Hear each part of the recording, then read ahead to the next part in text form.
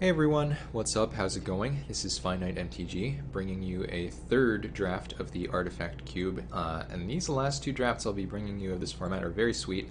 That's why, even though with a bit of a hiatus, I decided that it was important to turn these drafts into videos, just because it's an awesome format, and I really wanted to show that you can do some different stuff than what I did in the first couple drafts. So this time, I was doing this draft with Crackshot, and the pick that we settled on here was Dig Site Engineer. So this card is super strong because constructs in a format with tons of artifacts are very potent, very large threats. This really incentivizes a certain kind of deck building, which is nice. You do want cheap artifacts, 0, 1 mana, 2 mana artifacts to cast and to trigger this. But the nice thing about this card is it doesn't incentivize you to play a particular strategy. You can play an aggressive deck, you can play a controlling deck, anything with those cheap artifacts, those eggs, that are going to allow you to make constructs. So that was a nice, very nice card to start our draft off with here. Alright, and then second pick, we took the card that we believe is the best card in the format, aka should never go second pick, and that is Urza's Saga. We're just talking about how good constructs are, and this thing makes 2 of them. It's also a land, it also tutors you something. In something like Modern Horizons, Draft or Sealed, there are definitely going to be, or Modern Horizons 2 to specify, there are going to be times when you are unable to tutor something with your Urza's Saga, but in this format, I mean, there's so many 1 and 0 mana artifacts with those exact mana costs that, yeah, this thing is always going to have hits if you look for them. Very good card to pair with the Dig Site, and just excellent card to pick up here.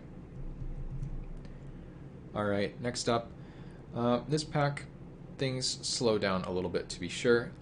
One of the interesting cards for us potentially could be Portable Hole. It is a 1 mana artifact. Note that the Urza's Saga cannot tutor it up, but mana fixing is a very high priority in this format, and I believe our choice here was the Arid Mesa. I'll have to double check myself, but yep.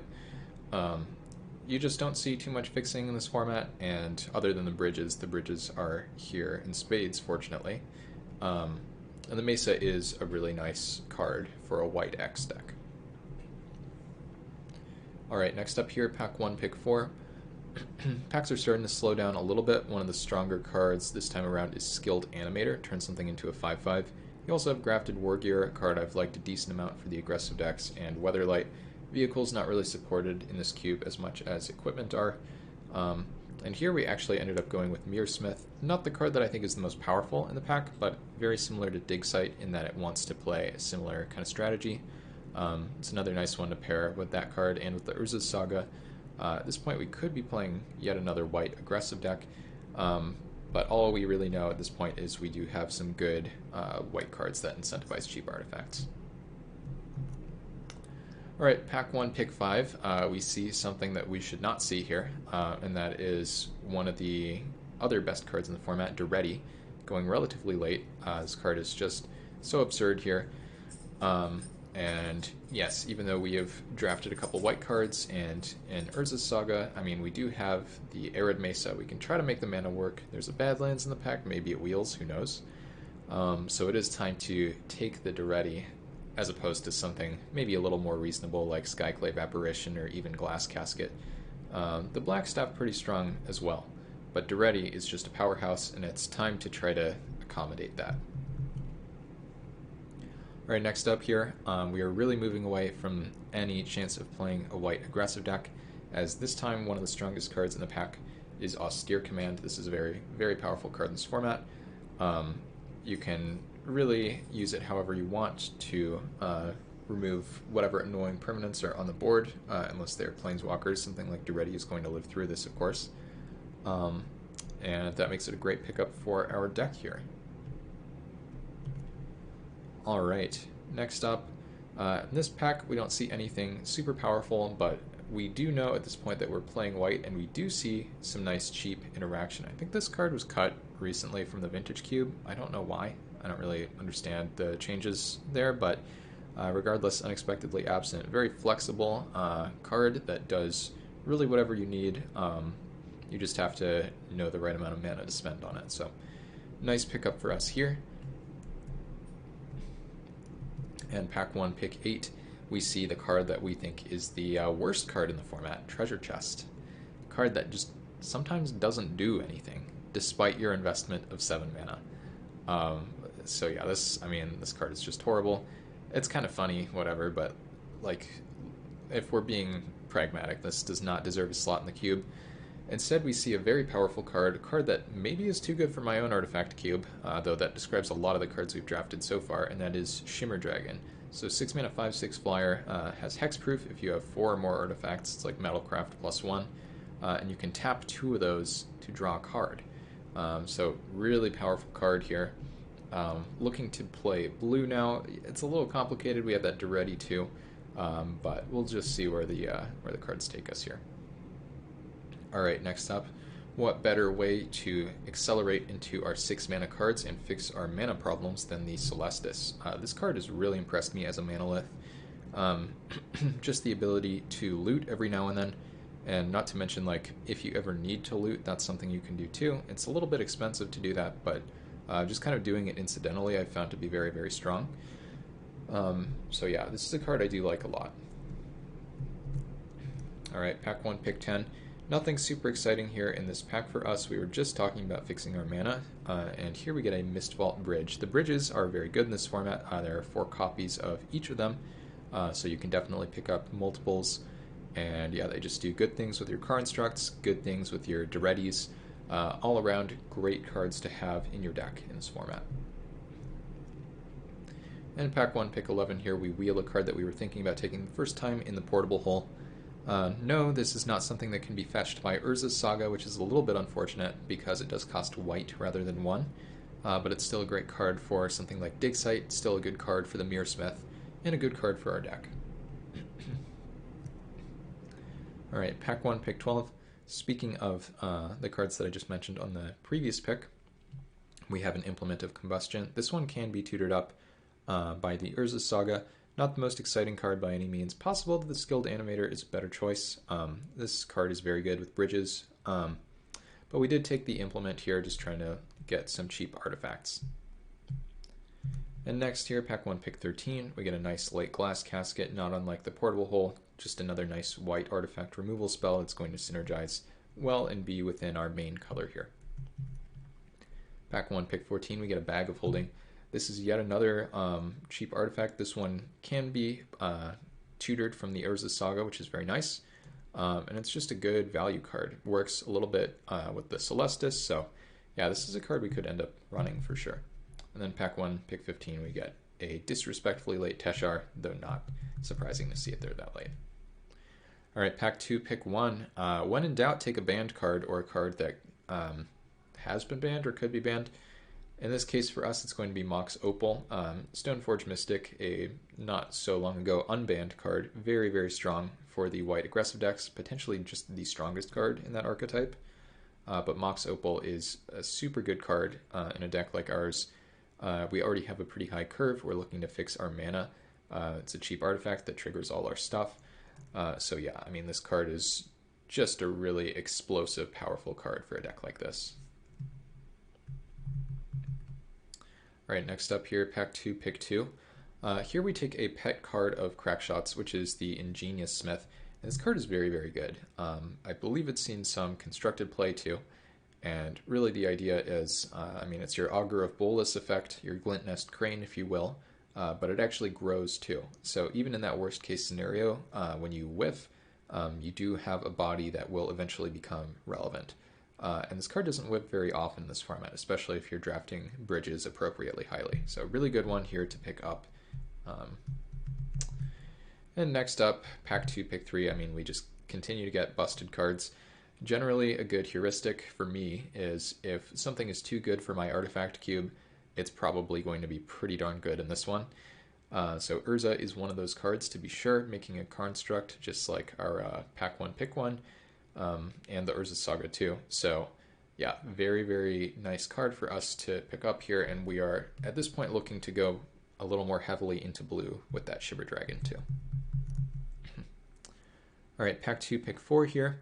This pack slows things down a little bit. There's nothing incredibly exciting here, but there is a Talisman of Progress, and these cards are very, very nice. fixing our mana, ramping us, both things that we are very interested in. Doing it for 2 is really the right price.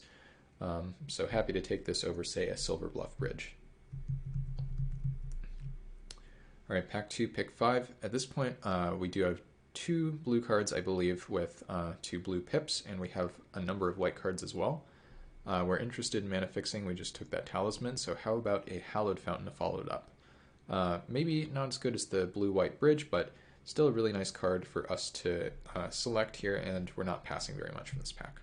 All right, next up, pack 2, pick 6. This pack doesn't really offer us anything amazing. I mean, there's a Guardian Idol, but even though that card is fine, fixing our mana is really the name of the game at this point, and this one does not do that. Treasure Keeper, also reasonable, and Blink Moth Nexus, kind of like the Guardian Idol, not really doing too much to improve our mana. So we actually take a card here, Molten Blast, that you might not have expected. We are thinking of playing red, though, remember, from that Duretti. So it's not impossible that this card makes its way into our deck, and it is important to have some interaction. We have the Unexpectedly Absent and the couple white artifacts that are disruptive, but this card is instant speed. It's a little more flexible. Maybe you somehow finish off a Planeswalker with it, so not a horrible card to pick up here. All right, next up, pack 2, pick 7. There's really nothing we're super interested in here. Something that catches my eye is Maul of the Skyclaves. Very, very powerful card for the white aggressive decks. Giving flying is not something too many of your cards can do, and it's really valuable. But for us, there's a Goldmire Bridge. It's going to help us fix for the Duretti, and it's also just going to be another nice artifact to supplement our construct count. In pack 2, pick 8 here, we have a pretty strong one. There's the Cauldron Complete if we wanted to try to do that, but more interesting for us is Angel of Invention. Really nice card in terms of the board presence it provides. It's not really weak to a single removal spell, especially if you are anticipating your opponent having one when you're like blocking with your other creatures or whatever. Gaining life is very nice too, and yeah, I mean, just a powerful magic card, so happy to take the Angel here. Next up here, we're thinking that blue could be one of our main colors. We're still interested in ramp and in fixing, so at this point we're going to be taking Malcolm, Keen-Eyed Navigator. This is not a card that I've played with before, but it's a card I'm considering for my own artifact cube. I think it's a reasonable rate, and creating treasures is pretty valuable, so we're taking that over some potentially more powerful cards that are farther away from us in terms of casting requirements. All right, next up here, pack 2, pick 10. One of the better cards from the pack comes back around in Chamber Sentry. We actually have some ways potentially of producing green mana. One of those would be the Celestus, and yeah, Mox Opal as well. So Chamber Sentry, potentially a card we can return from the graveyard, but even if not, this is a very strong magic card. Good one for our deck. All right, pack 2, pick 11 here. We're not really interested in this pile of spells. Lots of 4-mana cards here, but we are interested in a Razortide Bridge. This is the exact bridge our deck is looking for. It's going to improve our mana and artifact situation, of course. Pack 2, pick 12 here. We get an Academy Manufactor. The other cards here that draw cards are fine, but you know, maybe there's a world where we get a lot of synergy with the Manufactor and it's a card we want. All right, pack 2, pick 13. Here we pick up an Aethersworn Adjudicator. This card is pretty scary if you can get the black mana. This deck might have trouble getting to the black mana, but you know, it's a totally fine card. A little bit expensive at first, but once it gets going, very powerful effect. All right, next up here, pack 2, pick 14, we get a Blade Gryph Prototype. Funny Commander Legends card.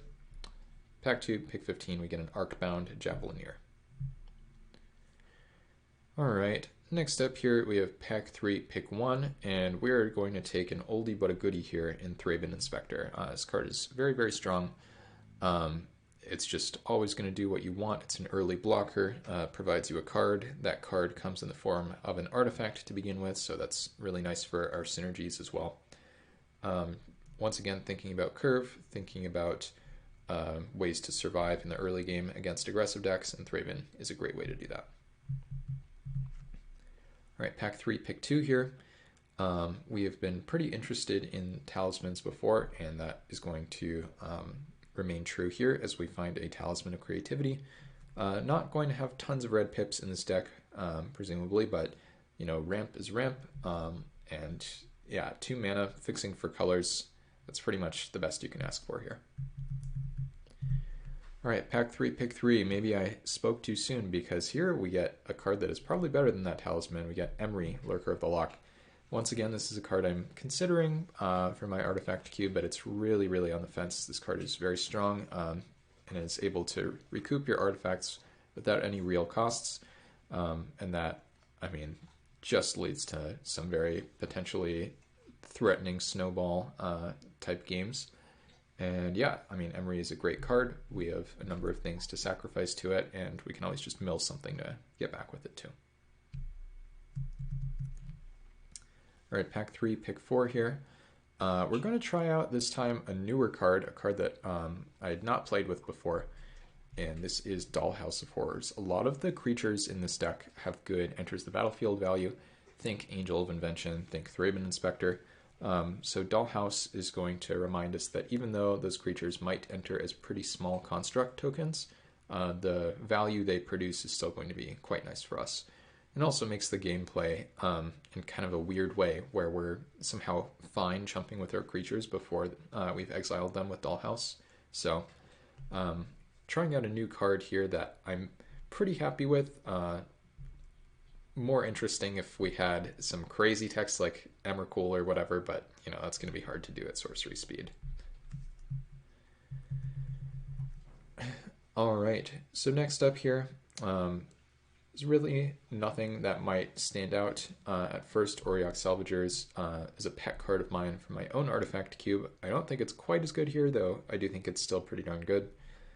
Instead, though, we are looking at a Shadow Spear. This is a hit for the Urza Saga, and a very powerful one at that. This card sees constructed play, and even though I had not played with this one before, I'm going to be thinking about how similar it is to Loxodon Warhammer as the games go by.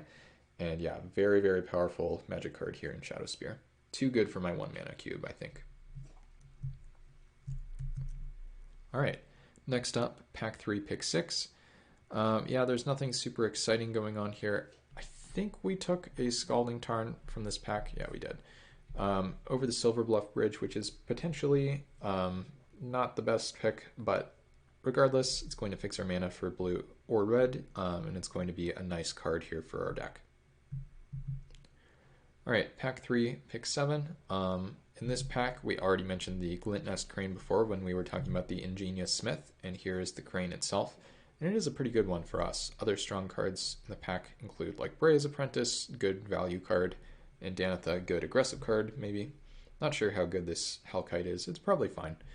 But happy enough with the Crane for sure to pick it here.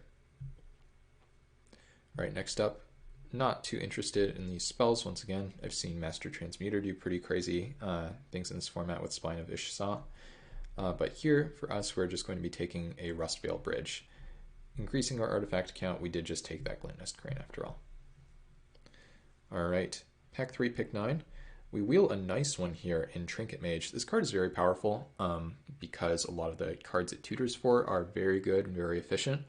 Our deck is already going to have a high concentration of cards at this cost, and it has a nice enters the battlefield ability for our Dollhouse that we picked up as well.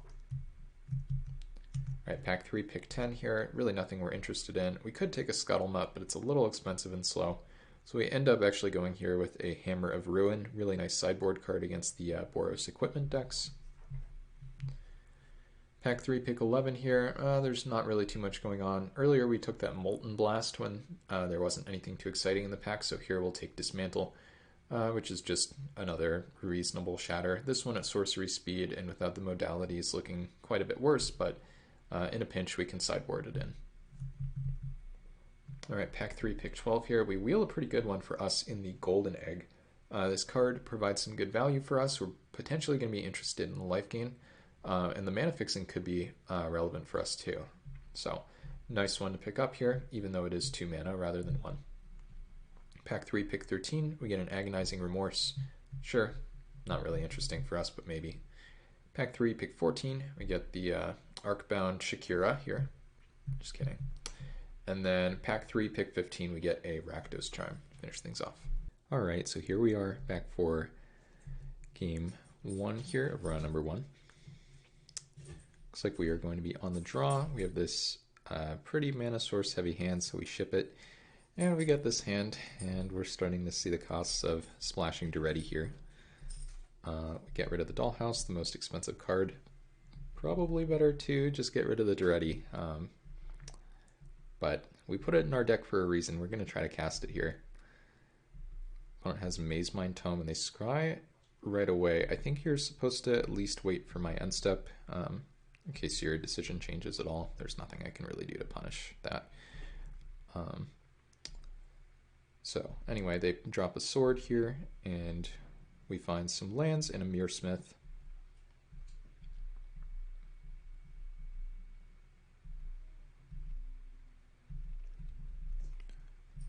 Opponent seems to be going for some kind of X spell, maybe Phyrexian mana.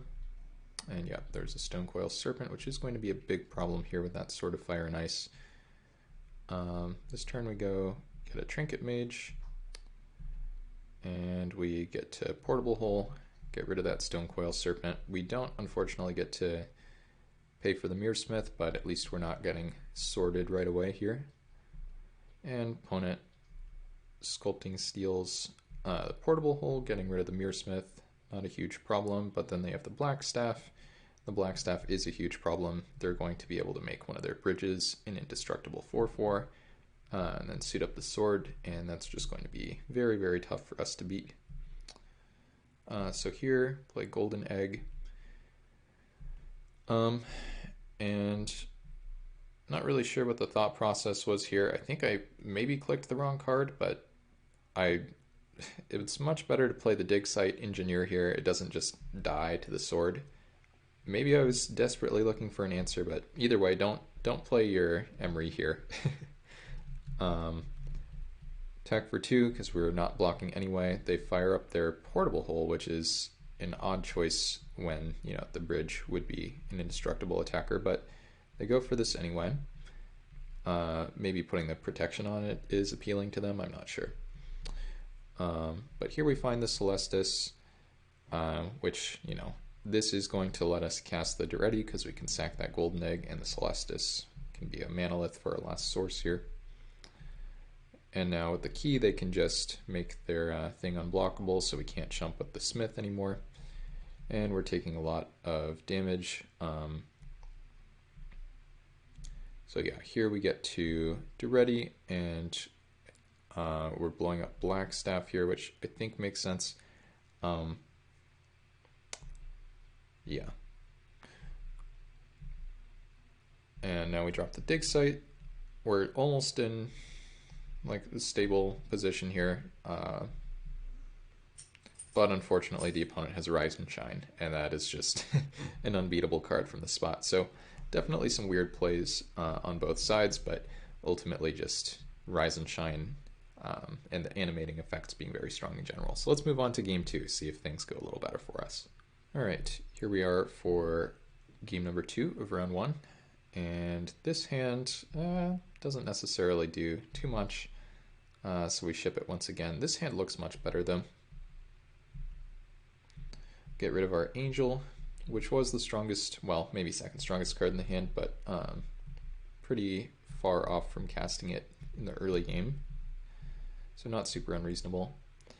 Here we get to play a Dig Site Engineer out, and then maybe next turn we'll go for a Chamber Sentry, but now it seems like the plan is probably going to be to Golden Egg and then make a Construct. No, actually we are going for the Sentry here because that should kill the Stoneforge. Opponent gets a Batterskull into play, and unclear how we're going to deal with that. We could just try to make constructs that are so big that the 4/4 cannot profitably attack. I think our play now is Celestis, make a construct. Yep. Yeah, and so suddenly we have a lot of power and toughness on the board. We attack with one of the 6/6s, which I think is fine. Opponent does go for the double block, and we will trade. We still have another construct back on D. Opponent maybe just re-equips here. They do. Now they have a 5/7. Not sure whether I double blocked this. I guess I just took it, thinking I would just continue to make constructs here with this golden egg. I get to get rid of this land. Oh yeah, and Urza is a pretty silly card here with the dig site because all the constructs turn into mana rocks. So yeah, some disgusting things are going to happen here. We're just going to put a ton of power and toughness onto the battlefield. I think we do go for the attack for 9 here, yeah. And it's just hard to imagine that something bad is going to happen to us, like even if they have like Rise and Shine or something. So we get rid of the dollhouse, which that's fine. And opponent has Animating Fairy, casting it 2 different times. But yeah, I mean, it's just going to be hard for them to do much here compared to our enormous board. So now with the portable hole, we can remove the Chief Engineer. And then we have some large tokens to attack with. But the opponent scoops up the game first, not letting us have our fun. Let's see if they let us have our fun in game 3. Alright, so here we are for game number 3. And this hand is pretty good. 6-drop with 3 mana sources is not ideal, but we have a bunch of other cheap spells that we should be able to cast. Nice thing about this cube is you don't ever have to worry about like Wasteland or anything, so you can always just run out your Hallowed Fountains early. Pick up a portable hole, and opponent goes for a Trinket Mage. They find a bridge. Here we play our dig site, as it is just an utterly busted magic card. And the opponent plays a Master of Ethereum. Not a super impressive card. I've never really seen it do its thing. I don't know how easy it is to get there. Continue to attack for 1 in the air. And the opponent plays Traxos, which is a pretty threatening card. Very, very easy to untap that card in this format. So here we're going to go for Urza. Doing our Urza dig site thing once again. But this time I think it's going to be even a little more exciting than last. And notice here too that we have that unexpectedly absent available, and we can also pay toward the X with the Urza. Opponent has a Forsaken Monument here to untap the Traxos and make it very large. Only attacks with the 10/10 though, the Master of Ethereum staying home. And here we just get to put that Traxos far away. We don't want to take this much damage. And yeah, now we are kind of free to do as we please here. We get to generate a blue mana off the talisman without losing a life, which is really nice. Then we have Shimmer Dragon here, which, I mean, you're about to see just absurd things happen. The opponent doesn't have any targets for Portable Hole, but the Urza is still going to let us tap both constructs to make another one. And the Shimmer Dragon now has Hexproof. And we have 2 untapped artifacts to use to draw a card with the Shimmer Dragon, so you can see where this is going pretty quickly here. The opponent does have a relatively large board over there, but here we get to draw a card. And now we have Mox Opal, which is a 0 mana way to make a construct, and it's going to net a mana too, so really only costing us 1. And then once again, we're just going to keep paying for dig site here. Now we're going to draw a card. We find an egg, which is going to make another construct. Put more artifacts into play. The egg draws a Shadow Spear. At this point, I think we just go for some attacks. You know, why not? Opponent tries to survive. A little ambitious, I think. And then I think here, yeah, we're just going to pass the turn. We're going to draw another card with our construct and golden egg. And I think the opponent scooped here. There's not really much to be done. And this deck, yeah, I mean, this is just the kind of absurd stuff you can do here with Dig Site and Urza and Shimmer Dragon. Lots of fun, for sure. And so, yeah, on to round number 2. All right, here we are for game number 1 of round 2. And this hand looks fine. Decide to keep it. Here we get to go for the Ingenious Smith. This card is just so good. In early play, it's card advantage, and it scales really nicely as a threat. Here, I believe we are casting the Celestis, which is going to trigger our Ingenious Smith for the turn. And I believe the plan is not to trade with the Perilous Mirror. Once we get this Smith big enough, it's just going to brick wall the opponent's stuff. So now we're just going to cast the Dollhouse, just be mana efficient here, get another trigger with the Smith. We haven't even played these bridges yet, so we can always get more. Then here, opponent attacks for 3. I guess it's reasonable not to attack with the Perilous Mirror, but I mean, it doesn't really block. I just play any artifact, right? So I think you probably are supposed to sneak in there. Here we go for the Thraben Inspector. Interestingly, not playing the bridge out just yet, but we did play it there eventually, and we had the opportunity to blow out a double block with the Molten Blast or the Unexpectedly Absent. Opponent does have a Tezzeret. That's a good card. Here, yeah, so now we're in the spot where we can just like throw our creatures away, especially our value creatures, because of the Dollhouse. The Dollhouse isn't currently doing anything. So here, I think we absent the Tezzeret. Yeah, just get that thing out of here. And now we get to Dollhouse the Thraben Inspector. I think this is actually wrong. I'm pretty sure I'm supposed to crack Clue before doing this. Yeah. But fortunately it doesn't change too much. Opponent kills the Thraben with the Perilous Mirror, which is totally fine. But yeah, a slight punish for doing things this way. And then we play out our dig site. Opponent has a Herald. Herald of Anguish, and that's going to make us discard here, I believe, end of turn. They go for an attack for 5, sure.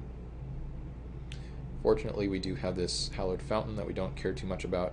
We can pitch. And now it's time for some constructs, as usual. There's also an argument for like chumping with dig site, and then like Dollhouse makes it again. But here we just have to try to figure out a way to kill the opponent. I mean, the Herald is a serious threat. Molten Blast is, it's already a clunky card, and it does not do anything to this Herald. And we also have to cast it here, or we will end up discarding it. So, and then the opponent has an Executioner's Capsule, which is not good for us. And here we are just going to, yeah, blow up their 2/2 flyer, which, yeah, I'm not really sure why that didn't attack. Seems like being able to put me on a 2-turn clock, potentially. I mean, they still can, but it just seems like a free attack to me. Okay, so here we draw Golden Egg. We're going to need something really special to get us out of this. Fortunately, the Golden Egg can gain 3 life. We're going to pay our mana for the dig site here, make another construct. Urza's Saga comes down. Here we just start making some big attacks. Crucially, the opponent kills our construct because one of our outs here is the Shadow Spear, and that card does not do so well when the opponent has a capsule in play. So fortunately, the egg is going to gain us the 3 life we need to stay alive here, and we discard our land. But we do draw the Shadow Spear, extremely lucky as always. And yeah, I mean, the Urza's Saga, with one more chapter, it could have fetched it itself. But for those of you who have not played with or against Shadow Spear, you're about to see just how strong it is and why it is so good. It's pretty much just locks it in Warhammer. Difference being that it's just cheaper. Sure, it doesn't give as much power, but yeah, I mean, this card is just such a bonkers magic card. So the opponent chumps here with their Death Toucher. They fall to 1. We go back up to 12, so we're not really at risk of dying. We get to Ingenious Smith here. This time we whiff, not always lucky. And we still have our Construct mana up for the Urza's Saga. Opponent fires up Mishra's Factory and concedes. So yeah, Constructs plus Shadow Spear, starting to understand what this whole modern format is about. Alright, here we are for game number 2. This hand is reasonable. I mean, Mox Opal is one of the more explosive cards that we can have. That said, there are times when it just doesn't do very much. Opponent does take the Mox Opal here over the Molten Blast, which is able to kill the freebooter. So slowing us down is what they're valuing here, rather than just having a freebooter that lives. Now we have to shock, unfortunately, but the good news is we do get to Celestis into Portable Hole, get rid of that freebooter, play the Mox, play the Mox Opal.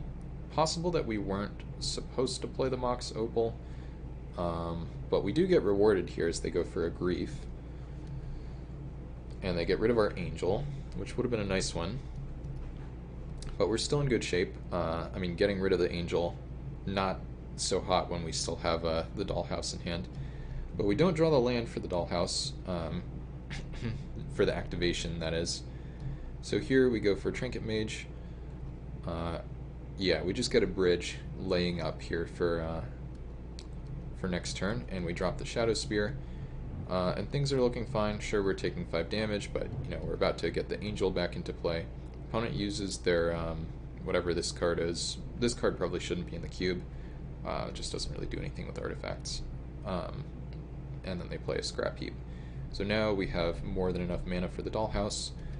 But we're going to notice there's a weird bug here. So we're going to exile the Angel of Invention, and we're going to choose, I believe, servos here rather than counters. But notice that this should be pumping everything else. It says other creatures you control get +1/+1, but everything is the same size. So unfortunate bug there with Dollhouse. I don't know if this is the only time it mattered, but get our 1 point of lifelink in here. It has Sword of Fire and Ice, not great versus servo tokens, but in general it would be pretty annoying. If the servos were 2/2s, then we could have a pretty good double block against the Grief, but as is, we're just kind of throwing them away, getting the Scrap Heap out of the way. We have the Molten Blast to take care of the sword, so it's not a huge deal. And we can always get our creatures back too. So we Trinket Mage, find Chamber Sentry, which is, you know, very scary. Sorcery Speed, get rid of that sword, play out Thraben Inspector. And yeah, make a lifelink Trinket Mage and just start trying to gain life. I mean, this opponent's trying to pressure our life total, so once again, Shadow Spear MVP. Opponent has 5 mana 3/2 flyer, sure, and they hit us for 2 damage. And at this point, I mean, I think it's time for Urza. Maybe it's not time for Urza.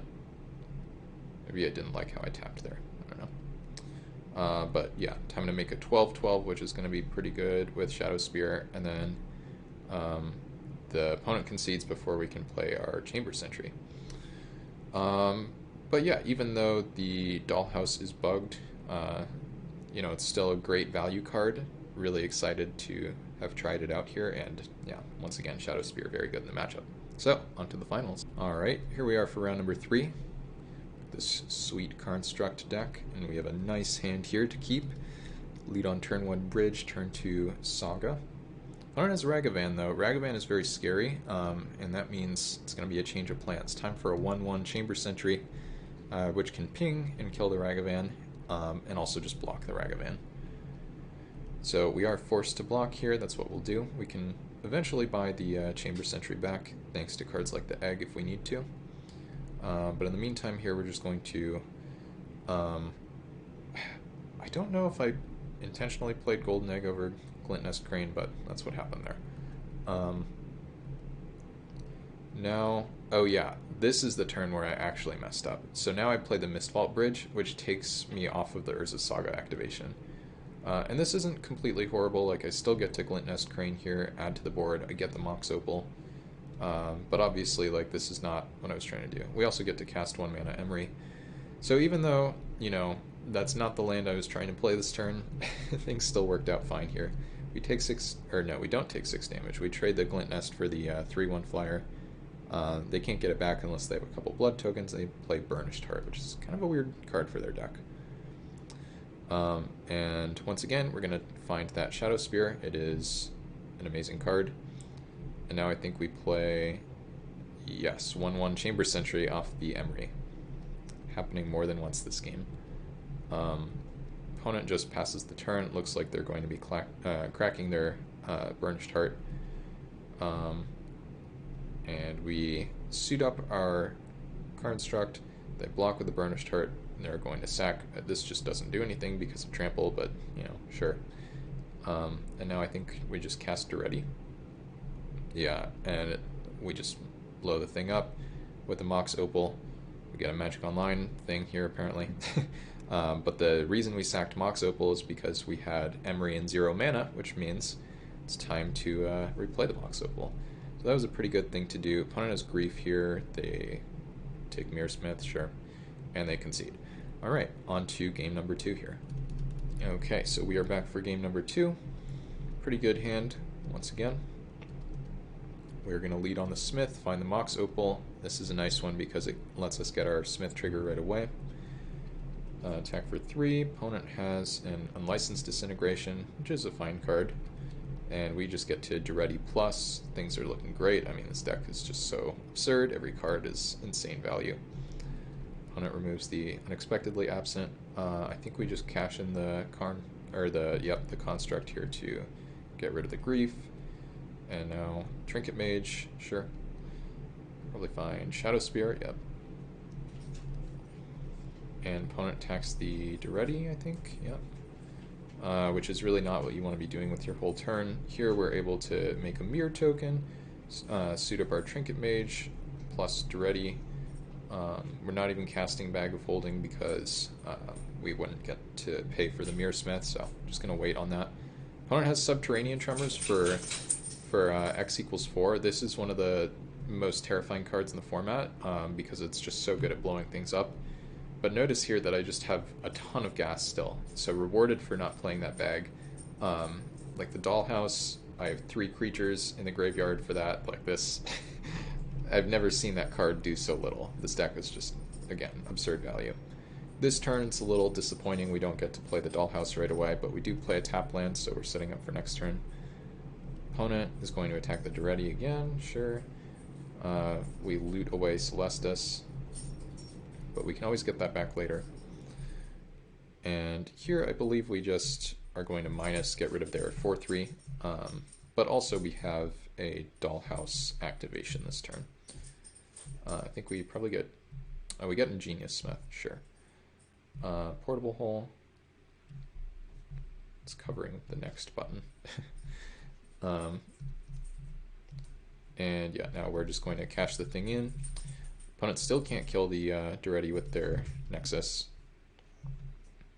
They're going to fire it up once again, continue attacking that Duretti.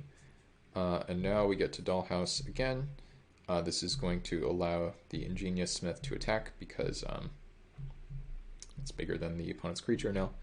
And we're just going to drop Angel of Invention, make servos here. Plus the Duretti, go for a huge attack with everything. Opponent's down to 3. Play a Plains. I don't know if we saw what they had white mana for. And it's looking like it's not going to let me go any further, which presumably means they conceded pretty reasonably after they played one of the best cards in the format, and we kind of just shrugged it off. So yeah, I mean, this deck was amazing. We did make a couple silly misplays, but it really couldn't be stopped. We only lost the one game against Rise and Shine, which is another one of the best cards in the format. But yeah, just goes to show you that even though the Boros equipment decks are very, very strong, lots of synergy, and they really pressure the opponent well, you can do some super busted things with these goofy 4-color decks as well. So thank you all for watching. Hope you have enjoyed this video. We're going to have one more Artifact Cube draft coming up, and I'll see you soon.